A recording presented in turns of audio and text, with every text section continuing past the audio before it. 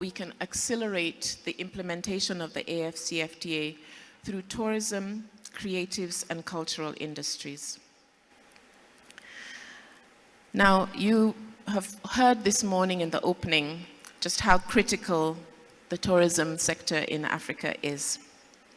Now, under the AFCFTA, where I work, our protocol on trade and services prioritizes tourism because there's recognition that tourism and cultural services are absolutely critical to many African economies.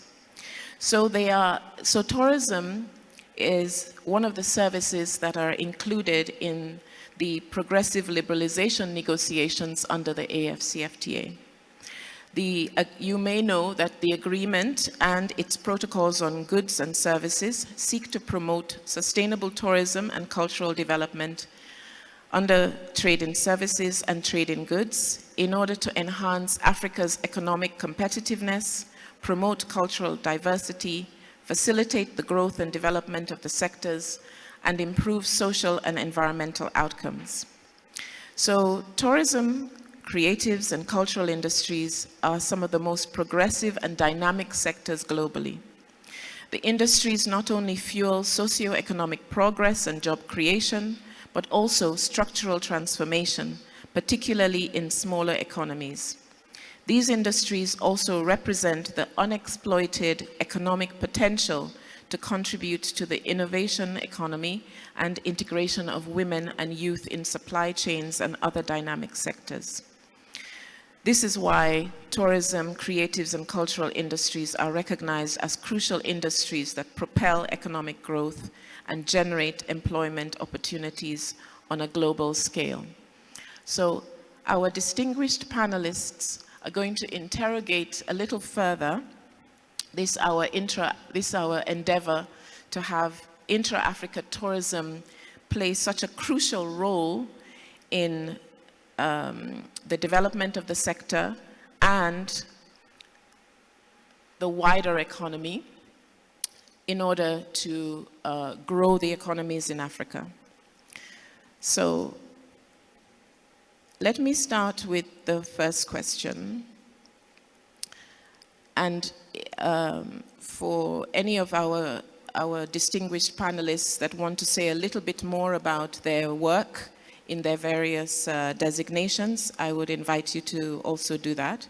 But let me start with posing a question: how we can leverage the unique cultural and natural heritage of the different African regions to develop a more diversified and resilient tourism and creative industry landscape that can compete globally. So obviously we have right now, before the whole AFCFTA started, we had fragmented markets. With the AFCFTA, we now have a unified and single market. How can we develop these, but then in the diversity, we also have strength and some kind of unity. So how can we develop these diversified offerings to compete globally? Let me start with you, Ambassador. Thank you. Good morning, and thank you for having me. I think what is critical is to recognize that, firstly, this protocol is just a little bit over a year old. So we're still in the early stages of implementing across the continent. But I think what our founding parents, and I say parents because we are in the age of equality, recognize is that for us to realize true integration of a truly free movement of goods and services across the continent, I think there's a realization that we'll have to do it, and your question speaks to regions of the continent. I think those of you who study history would know that the unity of Africa, there were two schools of thought. One school of thought Nkrumah and them argued that we should just have United States of Africa from the get-go and forget the rest.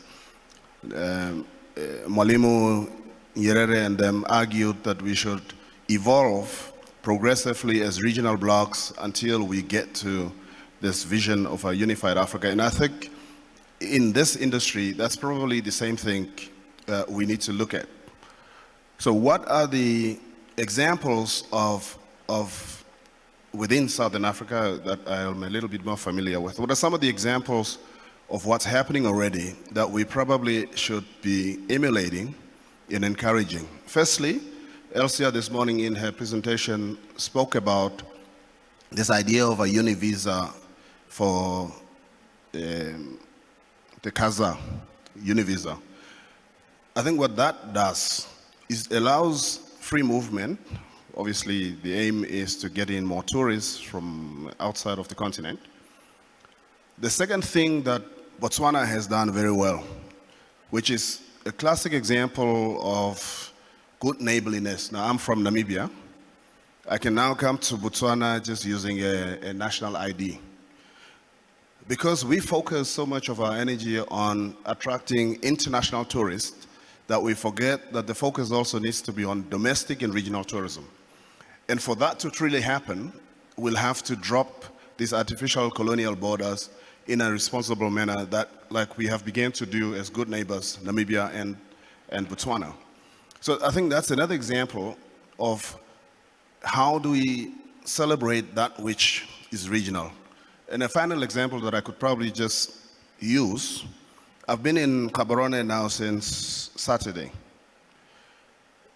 Gaborone is celebrating the 10th anniversary of the Gaborone International Music Festival.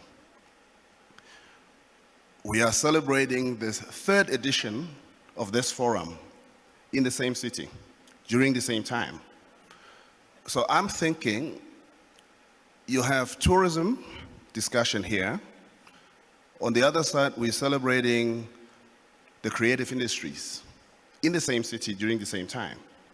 To me, it seems practical and logical that maybe for the next year's edition of this forum and the Gaborone International Music Festival, we probably should link these two things as one thing happening in the same city.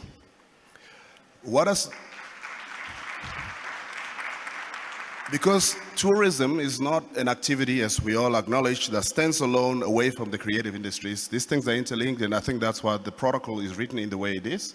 And Botswana, being a signatory to the implementation of it, recognizes that.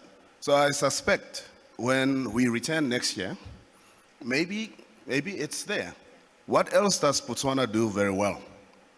That can also become, what I was actually suggesting is that it doesn't then become Gaborone International Music Festival only for Botswana, but that we now make it consciously an African celebration and invite African creatives to participate right here in this great city. In the Delta, there's another brilliant activity that happens, a festival that takes place annually. Again, it's very little known outside of those that are in the sector, and it's very well known by European travelers. But on the continent, it's not something we celebrate. So if we are going to have a CASA visa, why aren't we making that example of a festival that's very well organized in Botswana, again, a SADC festival? So SADC must travel to the Delta.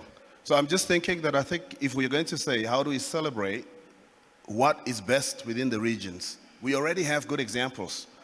And I can conclude this part by saying, why is it that Namibia cannot then say, with our extensive coastal coastline, why are we not looking at a blue economy festival linked to the blue economy investments and invite everybody else that is coastal across the continent, and those that, because we have a coastline, those that will be ocean linked, like Botswana through Walvis Bay. All of us can participate in Namibia in a blue economy tourism festival. Why not?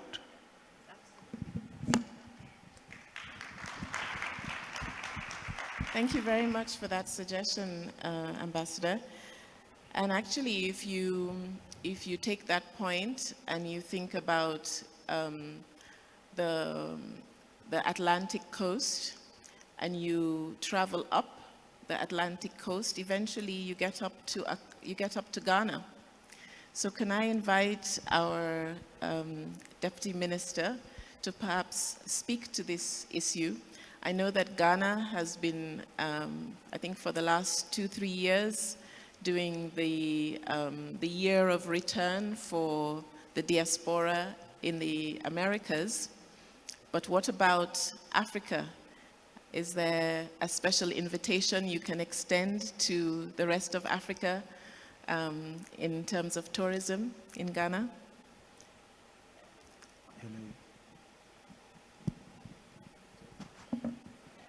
Hello. Okay. This question makes me feel bad. Didn't see this coming. Okay. It's a good point.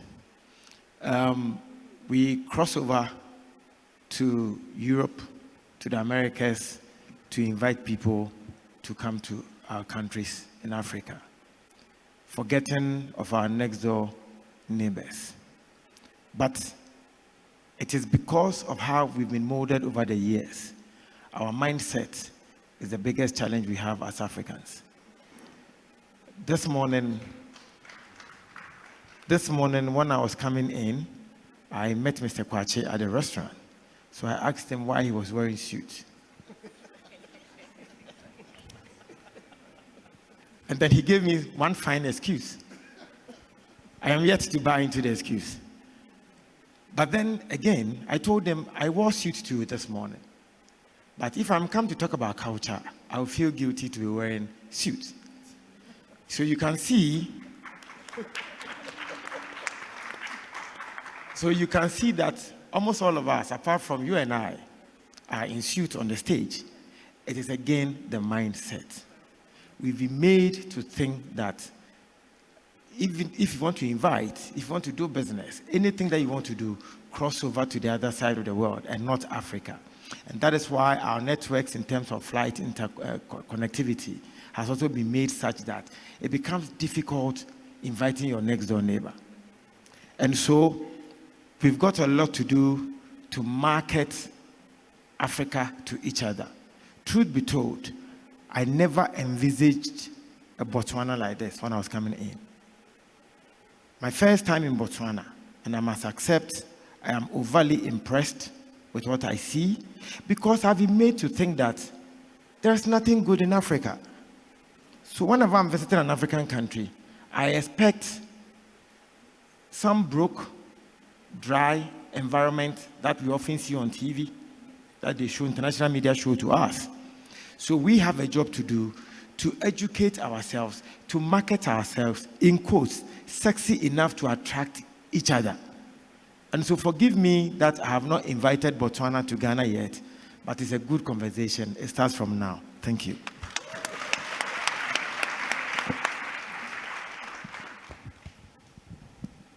Thank you very much, Deputy. And actually, we all look, as a resident of Ghana at the moment, I can say there is a number of tourist attractions that many Botswanans will enjoy in Ghana. So just a little plug to the Ghana tourism landscape. Thank you. So, Mr. Donko, you have been challenged that you did not wear your proper suit today. Now, this is the 7th edition of your very excellent ATLF. Botswana has had it for the last 3 years. You have seen year after year all the beautiful videos that are shown of the various offerings of many other African countries in terms of tourism, the creative industries, what Africa offers the world. Now, how can we put that into a package that attracts each other to each other's countries, as well as helps us compete globally? Thank you very much. And on my own. And the Deputy Minister is 100% spot on. He asked me that question this morning, and I had to find a way to protect myself, but I couldn't win the war.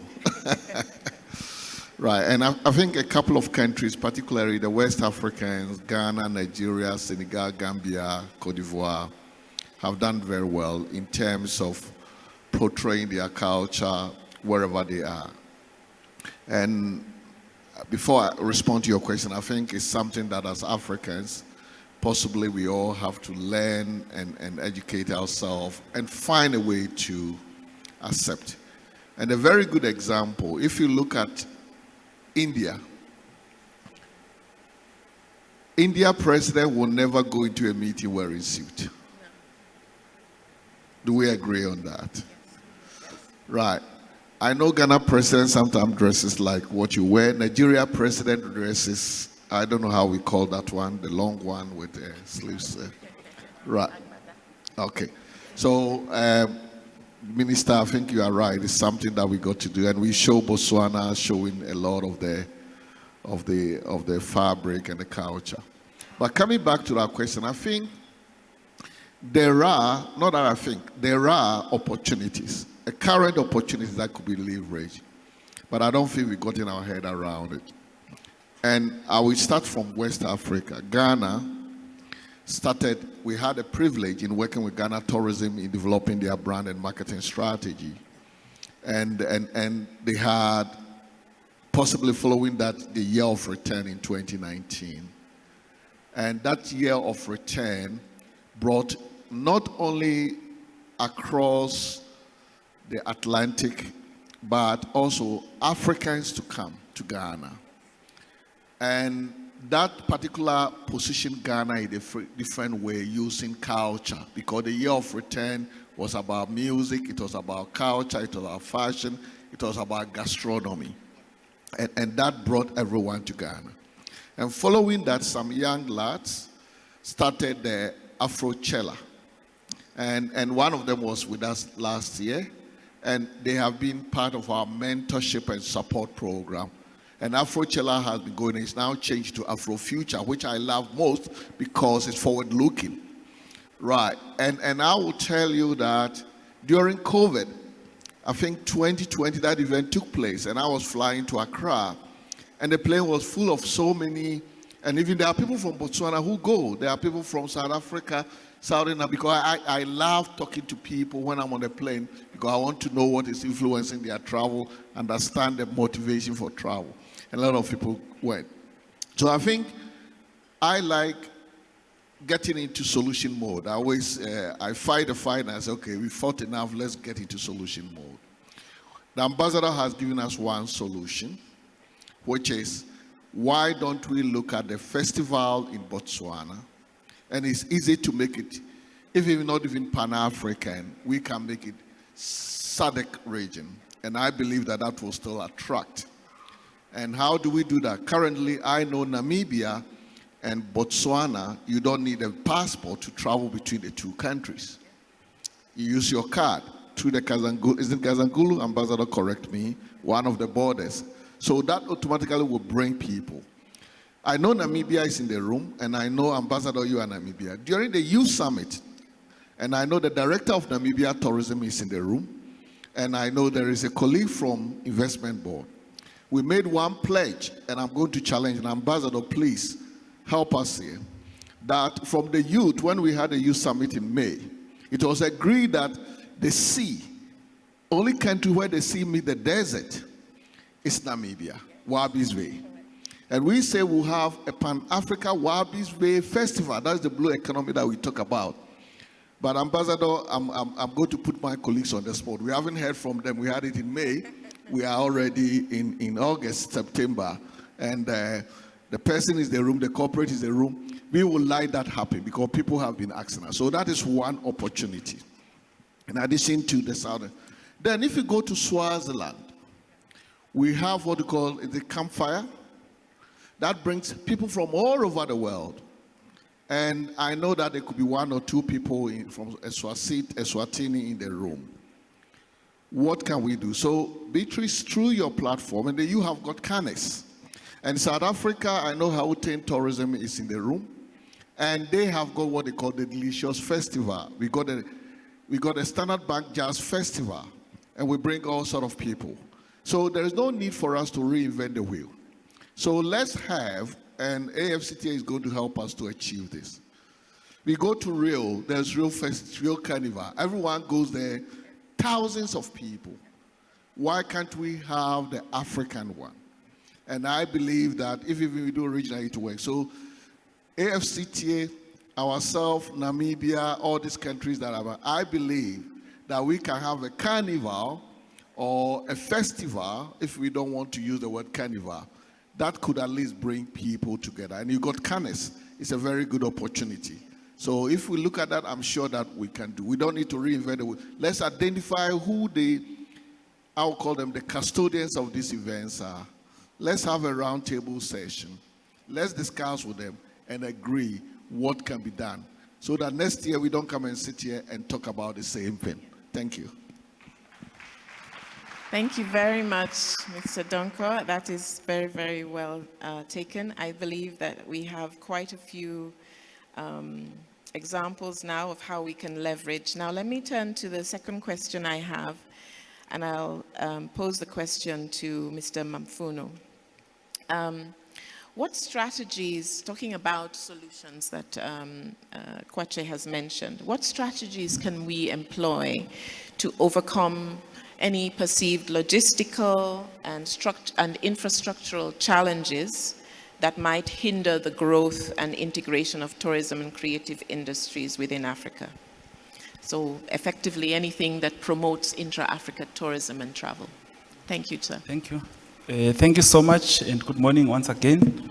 You know, from where I come from, I'm coming from UNESCO, where the C on UNESCO stands for cultural. And really, when people start talking about, the value of culture, it's very important. And I would really want to say, I think the first port of call is for us to really understand that the culture in the arts sector, it's a big industry. And there's need to really invest in it. So countries must really invest in it.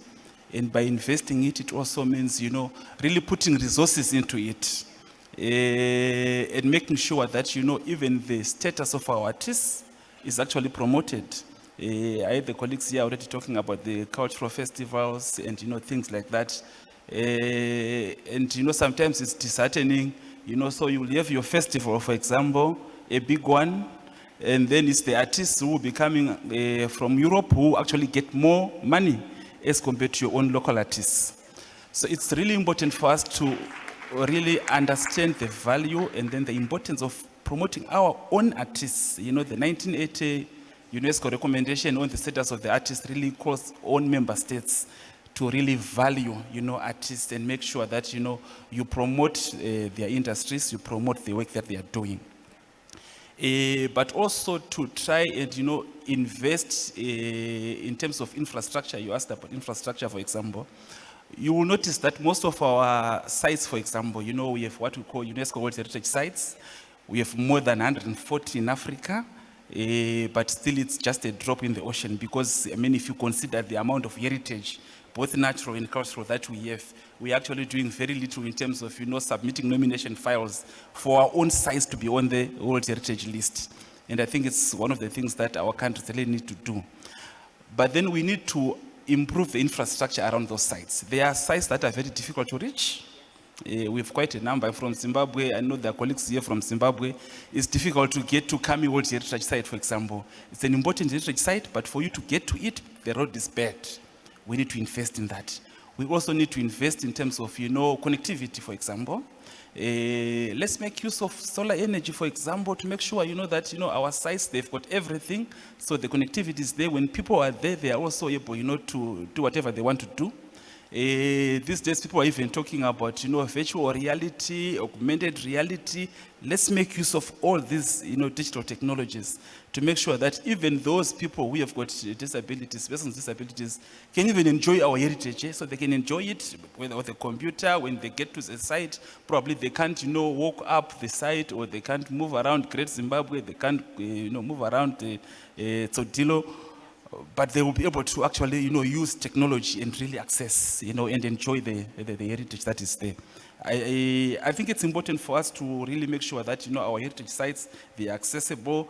My former director used to, to talk about this concept of smart sites, where she was saying, let's make sure that, we use technology, we use renewable energy, to improve our sites and make sure that, there's connectivity. The issue of visas has already been talked about.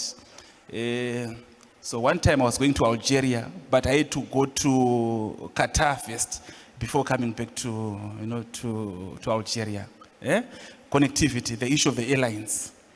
But also getting a visa for myself to get to Algeria wasn't also easy. So all those things, they need to be addressed. We are one Africa. Let's change the narrative. Most people, when they come here, they think that they're just going to, to a terrible continent, a terrible place. It's us. We have to change the narrative and start saying, no, this is our motherland, and we are proud of it. And we'll do everything it takes to make sure that, we promote tourism amongst ourselves, but also even those who are coming from abroad. They must enjoy the Africa, that we believe this is the best Africa that we have. Thank you. Thank you very much, Mr. Mamfuno. Now, let me turn again to the Deputy Minister. Can you give just one example of where Ghana saw a need to invest in a particular tourism site or an offering that you can give that for the benefit of our audience, that can be an example that another country can emulate? Please share your experience. Thank you. Okay. Thank you. Ghana, with the president that we have now, President Akufo-Addo, when he realized that tourism could be the #1 contributor to Ghana's GDP, he decided to take it personal. And so he himself went to Jamaica, went to the southern part of America, went to the USA to launch the Year of Return, Beyond the Return. Again, when Vice President Kamala Harris came to Ghana, at the dinner, after her salutation, what she said was that the first ambassador of tourism in this country is the President of Ghana, because he personally invited her to come to Ghana, and that's why she came to Ghana. So it should tell you that our president is that on top to make tourism the #1 contributor to GDP. Again, we realize that tourism is actually a developmental tool. Anytime you take tourism seriously, you end up developing your country indirectly, because you fix the roads in the name of tourism. You fix everything that you want to fix, it ends up becoming a tourism material that will attract people. Example, Dubai. And so our strength with the diasporic tourism is our forts and castles. The slave trade business, actually, Ghana has most of the forts and castles in Africa. And so that is why our brothers and sisters who equal to the 6th region, which are the Black Americans who come in, we notice that most of them want to come and see our forts and castles, experience, and they tell them the stories how their forefathers left the shores of Africa. And so President decided that he needed to fix the forts and castles so that they can live out to expectations when they come. Most of them are UNESCO tourist sites as well. And so you know the standards that UNESCO will put you in to fix. And so just a few weeks ago, we have received a budget of $100 million to fix our tourist sites. First one will be released in the forthcoming month, which is about $12 million to fix the forts and castles. We have fixed our popular Kwame Nkrumah Park. Somebody mentioned Kwame Nkrumah in one of our speakers, our first president of Ghana. And at the moment, it is the #1 tourist site in terms of revenues in Ghana. And so we are deliberate about this. We want to make tourism the #1 contributor to our GDP. And that is why our highest is coming from the year of return, beyond the return. So those of you who haven't been to Ghana before, I invite you to Ghana this Christmas. We do not sleep. We party for 24 hours. Yes. Yes, he's asking if visa free. It will be announced by the foreign minister. Yeah. Thank you. Thank you very much, Deputy Minister. Now, let me tell, I know that Ambassador has already, Ambassador Aochamu, you've already given us some very good ideas for how the diversified offerings could assist us to build the intra-Africa market, but also to strengthen our competitiveness globally. Now, how can the different member states, you've given the example of Botswana and Namibia in terms of the ease of travel and the openness. In terms of just using our policies to harmonize in terms of the regulatory framework to ensure this kind of coherent and collaborative approach. Like, for instance, would you like to see a SADC version of this openness between Namibia and Botswana? Please speak to that. Thank you. Thank you. By the way, when the Deputy Minister was talking about inviting us to Ghana, in our trade as diplomats, we're not allowed to comment on matters, internal matters of sovereign states.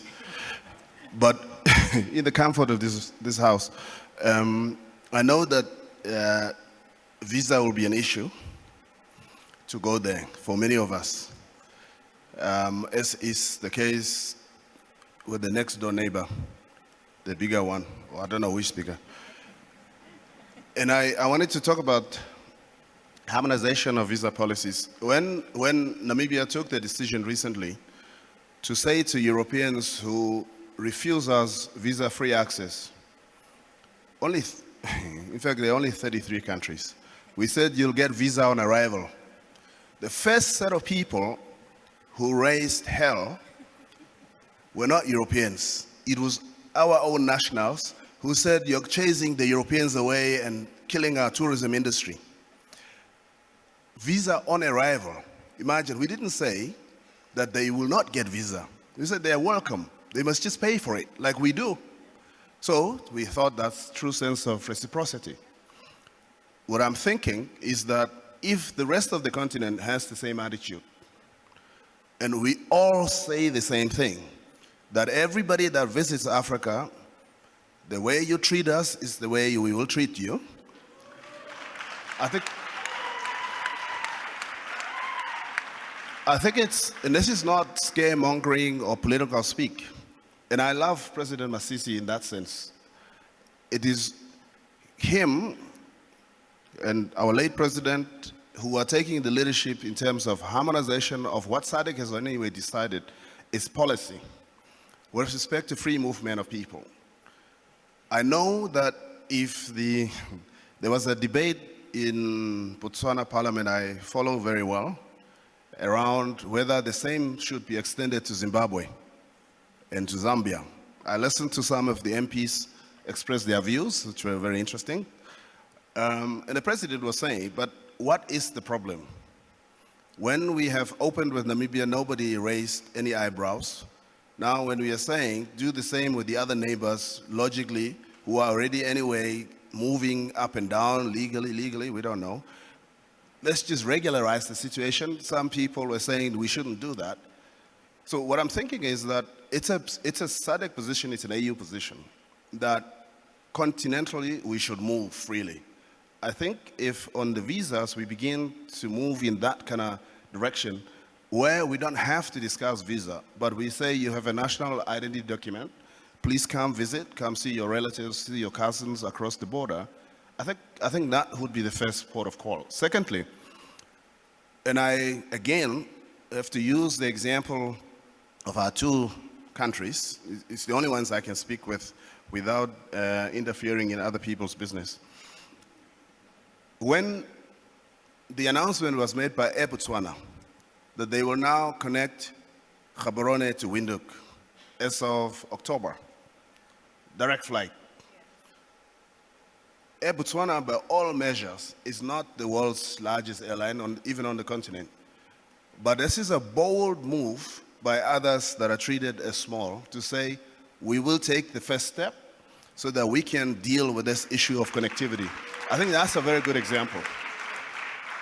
I know that it does not make some of the people in the aviation industry south of the border here happy because they feel that's their natural monopoly. But I mean, who gives them the power? It's us. So connectivity, visa harmonization, and our border crossings, if they become easier without all of these forms, arrival form, departure form, I don't know why I should declare where I'm going when I'm going home to Gaborone from Windhoek. I mean, really. So once we get to that stage, I think we will begin to see more and more movement and more trade in the tourism sector, and then investment by us bilaterally, not just waiting for Europeans to invest in our tourism products, but to be able to open up for Africans to invest in Africa, because there is a lot of money on this continent for our sector. Thank you very much. Thank you, Ambassador. There some pearls of wisdom there, and I think because we have run out of time, I'll just like to give my panelists just 1 minute each to just, if you had to advise your presidents, let's start with you, Kwacha. If you had to advise all the presidents in Africa to do one thing to develop the tourism industry within Africa, what would be that advice? Thank you. I know you gave me one, but I'll ask permission for two. I'm coming with my begging bowl. One of them is visa for Africans. So there are two ways of working about it. Either we do away with the visas, common and similar to European Union, or we give Africans visa on arrival. Those two things will possibly help to change the tourism landscape. Right. And coming to the point that we spoke about, I think we should try and firm it up. The creative and the cultural industries, they got to be at least 3 key Pan-African cultural festivals that will drive the creative industry's contribution to the mainstream tourism sector. So those will be the two that I would like us to take from here. And Namibia will be the host of the Wabizwe Festival. Thank you. Thank you. Deputy Minister, your president has already started the ball rolling, but what additional advice would you give? Thank you. I would say, Africa, let's believe in ourselves. It's about time. It starts from believing in ourselves that we can transfer that energy or energies to our children. Again, the creative industry must be used to market African Continental Free Trade Area. Growing up, I thought that every Chinese could beat everyone. But now I know it is not true, but they used the movie to give us that mindset. So we should be able to use the movie to change the mindset of people around the world about Africa. Thank you.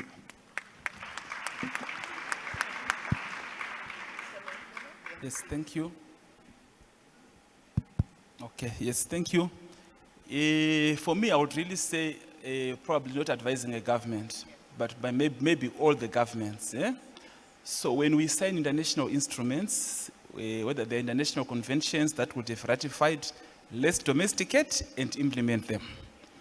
In many cases, we come up with very good and very beautiful agreements, like the one we are talking about, but then implementation is stalled.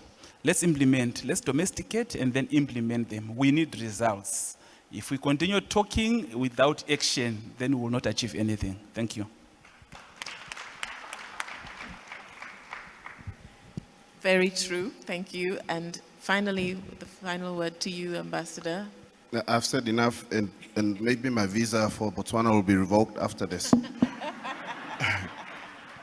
But I think for me the main takeaway from here is that the artificial divide between tourism and the creative industries, I think is probably something of the past. It's when we merge all of this as opportunities to celebrate the greatness of Africa and the diversity that it represents. And then we add to that gastronomy as a very important unifier. I know that Botswana has very good beef, and BMC is going to make sure that we taste it before we leave. But I also come from a country that has very good beef. And the day that we see a gastronomy festival in Southern Africa where it merges the creative industries, tourism, gastronomy into one. The challenge that was thrown to Namibia to host the World Fish Bay Festival, maybe it's the platform to come.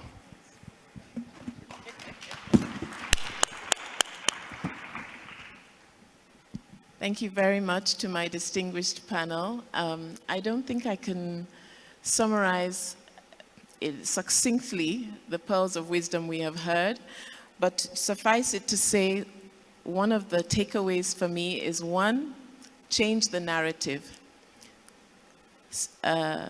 Understand that this diversity that we have can also be a unifier that can be part of our strength and our testament to the world of who we are. That we should change the narrative, not just about speaking to each other, about how we are tourists to each other, but also about the linkages between tourism, the creative industries, and the wider economy, and how these backward and forward linkages can ensure that as a whole, the economies of our countries can develop. The need for investment in ourselves, in our offerings, the need to be intentional and deliberate, not casual, not to be inconsistent with our actions. That for me is the takeaway. And then of course, the fact that we have all these beautiful ideas, we need to constantly ensure that we translate that into specific action through policies, through laws, that then translate our vision into actual reality. So on behalf of the audience, I would like to thank my distinguished panelists for their words of wisdom and their input into this rich discussion. I don't actually know if we have any time for questions right now. We have 10 minutes for questions from the audience as well as questions online. So, yes, there's a question there. And then to the lady here. So first, the gentleman in the suit. He's wearing the appropriate suit, as you can see, Deputy Minister. And the lady here in the black jacket with the glasses on her head, the next one. Can we get some mics to, thank you, yes. Good afternoon. My name is Vincent. Mine is not question. Hold on, sir. You will be third. Thank you. Hello? Oh, hello. Yes, please go ahead, sir. Why don't we follow what Kenya and Rwanda have done in abolishing visas for Africans?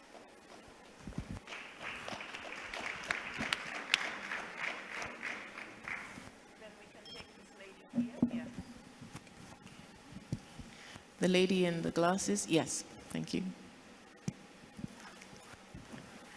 Good afternoon, everyone. Please introduce yourself. My name is Lydia, and I'm from...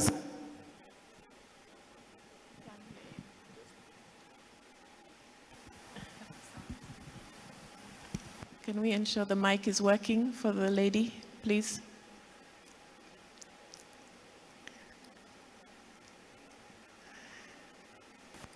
Okay, a working mic is coming to you, ma'am. Hold on.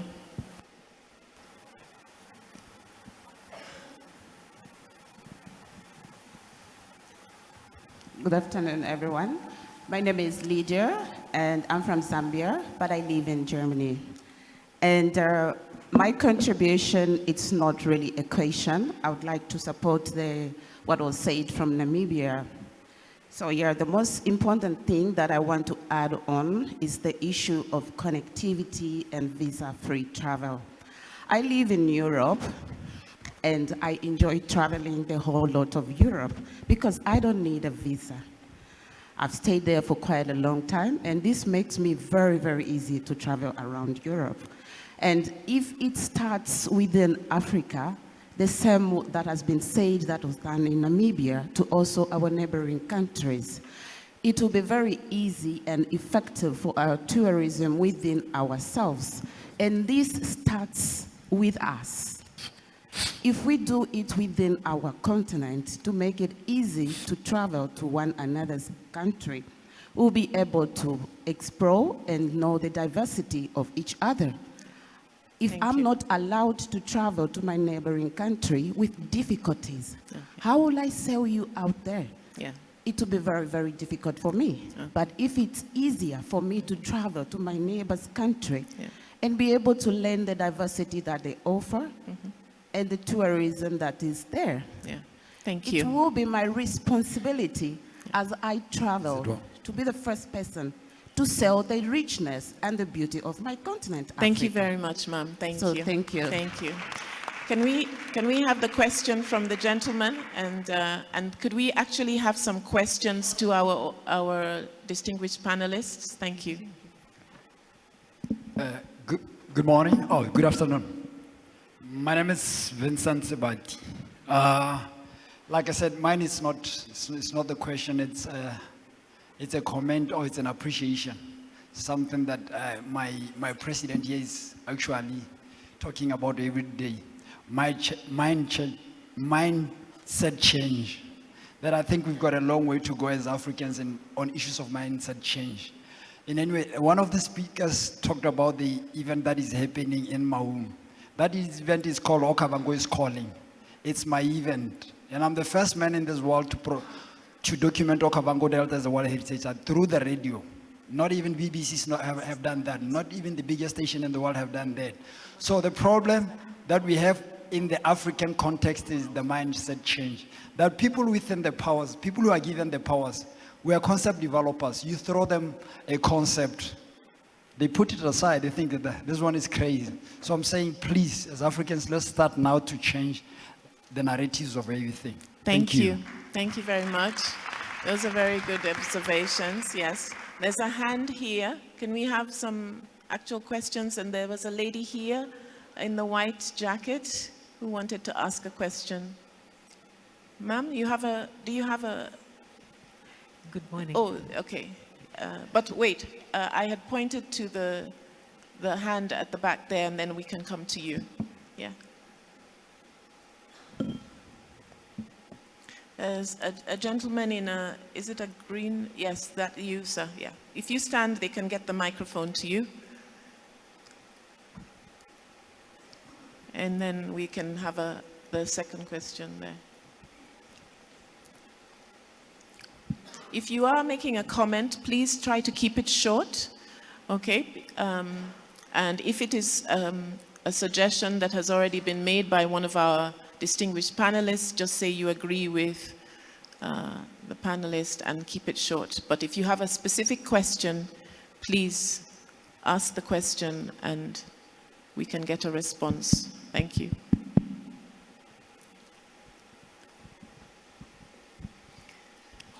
Microphone. Thank you. All right, good morning. My name is Moke Jidindoa. I am a sales and marketing manager for Nangombe Safaris. My question is this, it's on women empowerment. And this is the topic that I think had a little mention. When the Namibian director, correct me if I'm wrong, that was mentioned, but it never really got a little bit more for us to understand. Now, my question is, what strategies do we have in place to ensure that women get a fair share of opportunities? We have gone too far to always having to mention women empowerment, women need equality. I think we've gone too far with regards to that. What is it that we have in place to ensure that women do get opportunities? Thank you. We do have fine women here who are well represented, Yeah. and it will be really incredibly easier for them to get to that point. Thank you. Let me get some of our panelists to respond to that before we take the other question. Deputy Minister, maybe I can turn to you and put you in the hot seat. The question is, what specific policies are in place for women empowerment, specifically in the tourism industry? Okay. I think that we do not have any specific, because even in Ghana, the women seem to be the ones fronting tourism as against the men. So you do not need to do special policies for women to be able to stand out, where they are the ones who have led. But is that true, Deputy Minister? Because remember, we said we have to be intentional about the actions we take. Yes, there are women in the tourism industry. And I should just remind the audience that we already, under the AFCFTA, now have a protocol on women and youth in tourism, women and youth in trade, I beg your pardon. That includes tourism. Now, that should now be domesticated at the national level. We also hope that all the other protocols, when they're being implemented, will have something a little bit more, let's say, specific for women.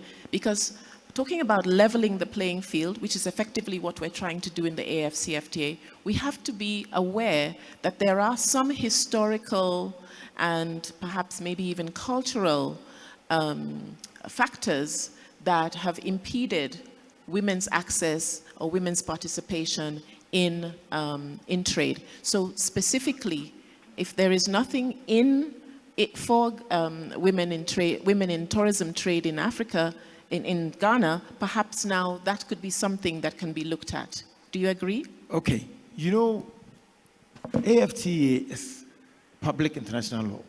African Continental Free Trade is under international law. And every country has its municipal laws before the international laws came. And if you know about some of these things, often those are the clashes. How people can switch their municipal law into the public law that they have gone to sign. And that is why it's a process. I think somebody even mentioned here that it started, AFTA is relatively a new product that most countries are now trying to align with their municipal laws. And so, yes, maybe we need to look at it again. But what about if already the system favors the women? Do you have to still go and make a law to reinforce? What about the men? Well, Deputy Minister, I don't want to disagree with you, and I don't want to counteract what you're saying. But if the experience has shown that we need to be even more intentional, then I would say to you, I would challenge you that perhaps that is something we need to interrogate further and to say, what more can we do? Okay. Let me ask Mr. Donko. I will not win this battle. Okay. I hear you. Let me ask Mr. Donko, who has vast experience in this area, to talk to us about it. Yeah. I think, Minister, I hear what you say, but if you look at the global statistics, and particularly in Africa, it's true that women, about tourism assets, are usually the most involved people. But what we got to understand is that there are levels of involvement. One, there is leadership. Two, there is investment. Three, there is ownership of assets. And if you look across Africa, let's just look at even just Lodges, Botswana as a case study, you may realize that about 70 to 80 to 90% of those assets are in the hands of men. Therefore, the issue is not about women being the one doing tourism. And let's give a typical example of hotels. Here we have the general manager. We are very privileged being a woman. But go below the general manager, 90% of the middle level managements are men. So the question, how do we get the woman, the young woman coming up to be able to get to that level. So that is one. And then ownership. How do we facilitate opportunity for them to be able to acquire resources or assets that could help drive the growth of the industry? And the truth is, I'm a man, but here, let's give them credit. If you give a woman opportunity to manage any organization, any entity, any assets, they do better. Right. And that is why our mothers, yeah, and it's a fact. Look at a woman who is selling just fruits or something on the roadside without a husband. That woman can take you and I through a university with a lot of money that he's making. And what do we do with our money? Okay, that is another story. So the point that I think we got to get to is that can we be intentional in making sure that we support the woman to grow and not just become the housekeepers, the waitress in the restaurant, and even in the boardroom. You know, so that is what we are looking at. So I agree with you, the woman involved, but does that contribute to the ownership and the leadership of the industry? And the answer is no. And that is the point that I think we got to. I think even in Ghana, if we do the statistics, we go and do research now, which I can attest to, that the assets ownership, majority of that are in the hands of the man. And we got to change that narrative. You may disagree, but maybe like the academics here, we will do the research, and next time we don't have to agree. The facts will speak for themselves. Thank you.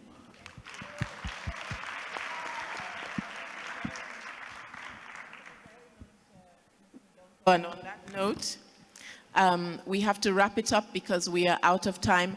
We apologize to those who did not have the chance to pose a question during this plenary, but my distinguished panelists are on hand to speak to you and answer any questions that you may have. It just suffices for me to say thank you very much to all of you for your incredible insight, your very gracious and insightful answers, and to hand it back to our MC. My name is Beatrice Cheta. It's been a pleasure, and I hope you have enjoyed this panel session. Thank you.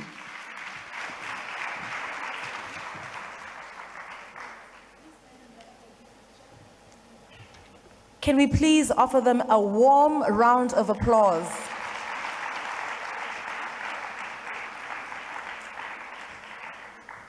Ms. Cheta, thank you very much for your presentation with your delegation, with your panelists, I beg your pardon.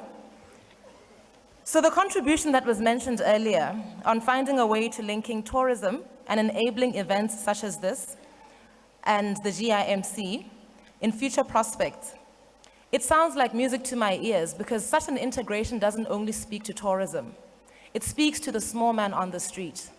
It goes beyond just the event of the people who are attending the event. It goes towards changing communities and changing lives, because ultimately if we're integrating events of that magnitude, it means the caterer on the street, it means the street hawker who's selling whatever products they've got over there also gets to benefit. So I would encourage for us to consider these kind of integrations, not only for this forum, but other events that we see are aligned within the same time frames. Let's not forget that this event is being live streamed from the ATFL Facebook pages worldwide. Hello to all our online viewers. Don't feel like we've forgotten about you. We care about you very much.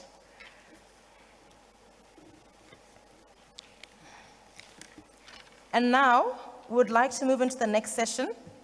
We're going to welcome our moderator, the Managing Director, Head of Africa PKF Hospitality from South Africa, Mr. Niels Heckscher, and they will be speaking on the Pan-African Tourism Fund, the big rethink on Africa tourism investment for tourism infrastructure and accommodation.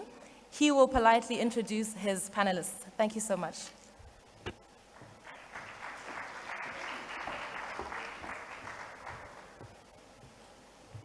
Dumelang. Good afternoon. We're not tired yet, are we? Because we were told this morning by the good Reverend not to be tired. So we are the panel that sits between you and lunch. So please, let's follow on and let's carry on in the energy that the previous panel showed. And this is my first attendance here at ATLF. the energy is palpable. It's wonderful to be here. Thank you so much to the organizers for having me. Thank you for having us, and thank you for raising the questions that are being raised for Africa, in Africa. So all the protocol is observed, and I say good morning, friends, or good afternoon, friends in tourism, friends in Africa, and friends of Africa. Africa adopted me 36 years ago. I'm from Germany originally, but now I call myself a proud African. Not very obvious, the proud African, but I am a proud African. So we're talking about a Pan-African Tourism Fund. Is it something that's possible? Is it something that's doable? Something that is needed? And when discussing a Pan-African Tourism Fund, it's crucial to recognize the vast potential of the African continent as a premier global tourism destination. With its diverse landscapes, rich cultural heritage, and unparalleled wildlife, Africa has all the ingredients to become a leading player in the global tourism industry, and we've got a few of those already. Yet, despite these advantages, the continent faces significant challenges in realizing this potential, particularly in terms of infrastructure and investment. But moreover, as we all know, it's not just about overseas tourists, and that was raised before, and it really spoke to my heart. It's about us traveling across Africa, whether it's for leisure or for business. Tourism in Africa is a critical driver of economic growth, job creation, and cultural exchange. However, the continent's tourism infrastructure remains underdeveloped in many regions. This includes inadequate transport networks, limited accommodation facilities, and insufficient investment in tourism services and those off-site, and we spoke about that earlier as well. These challenges hinder the ability of many African countries to compete on the global stage, where tourists increasingly seek destinations that offer not only the natural beauty, but also modern amenities and seamless experience. Again, doing business in Africa with Africa is difficult. No wonder, and I do wonder, that as of the most recent data, intra-Africa trade, and this kills me to be honest, accounts for only 15 to 18% of Africa's total trade. How can that be? How can it be that we don't do as much business with each other as we do with the other places away from us? And it's much, much lower than compared to regions like Asia, where interregional trade constitutes about 60%, and Europe, where it stands at approximately 70%. So there is a need for a Pan-African approach, no doubt. Given the interconnected nature of tourism, where travelers often seek multi-country experiences, a fragmented approach to tourism development is less effective. But yes, we're facing this. The Pan-African Tourism Fund could represent an opportunity to unify efforts across the continent, pooling resources to address common challenges and create a more competitive tourism landscape. The fund would aim to support infrastructure development, such as improving airports, roads, rail, digital connectivity, as well as building world-class accommodation and tourist facilities. It could also focus on capacity building, marketing Africa as a unified destination, and promoting sustainable tourism practices that protect the continent's natural and cultural assets, because those ones we need to look after. The establishment of the Pan-African Tourism Fund would certainly align with broader continental initiatives like the African Continental Free Trade Area, AFCFTA. I need to get used to AFCFTA, which seeks to boost intra-Africa trade investment by enhancing the continent's tourism infrastructure. The fund could play a pivotal role in driving economic diversification and resilience, particularly in the face of global challenges such as COVID-19 that some of us want to forget about. The vision is to imagine Africa where travel between countries is seamless, and the lady who, I think it was Peja, who traveled through Europe, yes, I also enjoyed getting into Europe and then being able to travel, seamlessly. And you don't even stop anymore. I mean, there is a booth that says Zoll, Duan, or whatever, and you just drive through. How wonderful would that be? So it's seamless, the travel is seamless, where tourists can easily explore the continent's vast cultural and natural wealth, and where business people can go about doing business in Africa with Africa. Picture modern airports, efficient transportation system, and a wide range of accommodation options catering to all types of travelers. So pretty much like it was also mentioned before, why should it not be here that things work perfectly, and we can do this. So this could be the vision of a Pan-African Tourism Fund. This could be the vision that a Pan-African Tourism Fund may seek to realize. It's not just about building infrastructure, it's about building a future where the tourism industry contributes meaningfully to the prosperity and unity of Africa. Now the question is, can this be done? This morning somebody said the baton has been passed to the private sector. So are we dreamers? Are we naive? Or are we just passionate and want to make things happen? Let's start digging a little bit deeper, and I asked my panel to join me. so that we can unpack this. And as the late and great Archbishop Desmond Tutu once said, how do you eat an elephant? One bite at the time. So let's see that we start biting at this big challenge. And I can call, under huge roars of applause, I can call on my panel. And I start with ladies. Justine Shipanga Lilishe, the Manager of Investor Services, Namibia Investment Promotion and Development Board. Please join me here. Hello, Justine? Where is she? There she is. Then we've got Camille Abdul Karim, Managing Director of Pam Golding Tourism and Hospitality Consulting in South Africa. Camille. Kels, I was told his name is Kels Olebile. He's the CEO of Botswana Investment and Trade, BITC. And then we've got none other but Chiviva Chivenga, or the CEO of the Tourism Business Council of South Africa. Let's welcome them again. Whoa!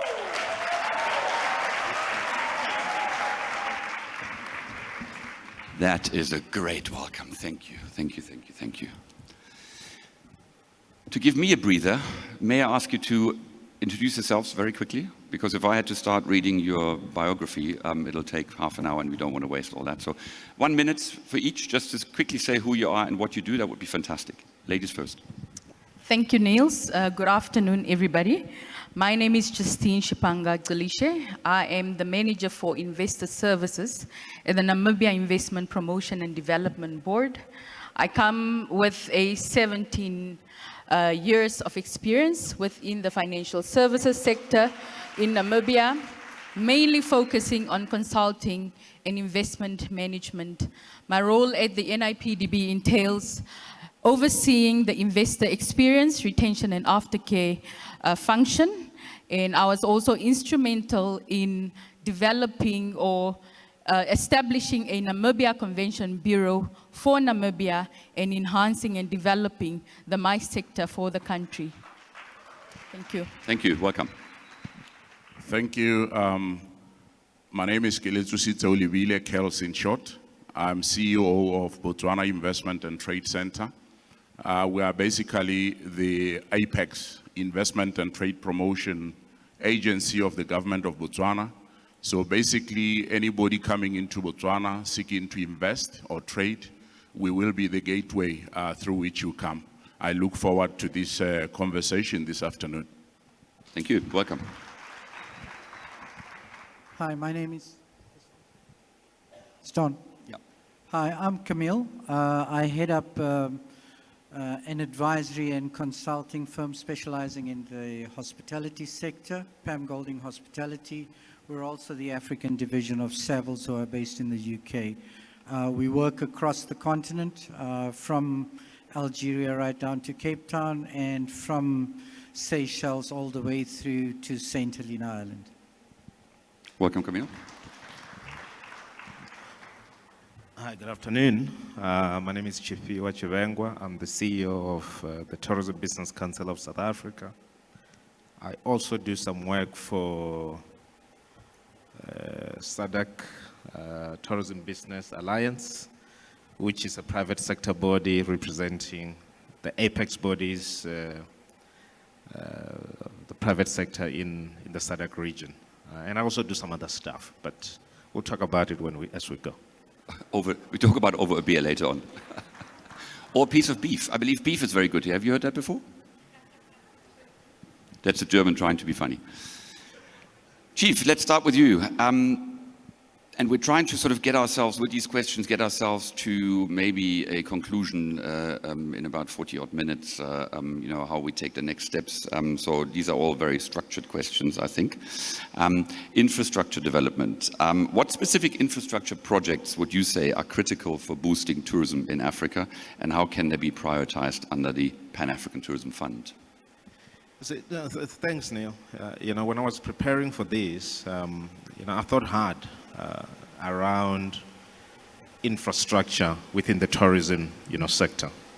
You know, when you go to school and you study tourism, you know, we always study tourism development.